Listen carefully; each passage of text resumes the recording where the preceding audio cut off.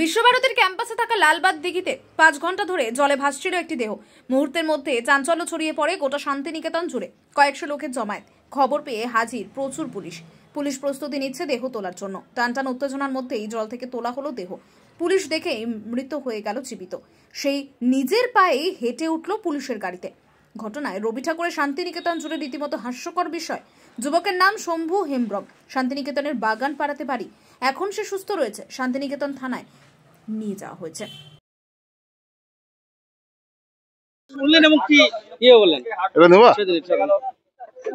আমি এসেই দেখলাম এসব কাণ্ড, লোকের কাছে খবর পেলাম। কি কাণ্ড, কি আর খবর পেলেন আপনি? আমি বললাম, প্রথমে বললাম মরে গেছে, আচ্ছা, আবার দেখলাম বেঁচে গেছে। তারপর কি মানে মরে গেছে মানে কি অবস্থায় ছিল? ওই কেউ জলে ফেলে দিয়েছে, এরকম জলে ভাসছিল। জলে ভাসছিল। তারপর কিছু।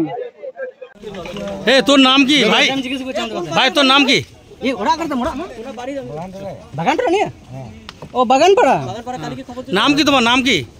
হ্যাঁ গো, প্যান্ট পছা, প্যান্ট পরে বলি। ঠিক আছে ঠিক আছে, লেন। হ্যাঁ আরে উঠ রে, এ বাবু উঠ তো বলো। বললাম না বাগান মত লাগছে, তুমি চলো। প্যান্ট রাখ, উঠো আগে। প্যান্ট তখন গাড়িতে পড়ে উঠে যাও, উঠে যাও গাড়িতে। ভিজে আছে, প্যান্ট করতে না। ওরা ভিজে আছে। ব্যুরো রিপোর্ট, উত্তরের প্রহরী।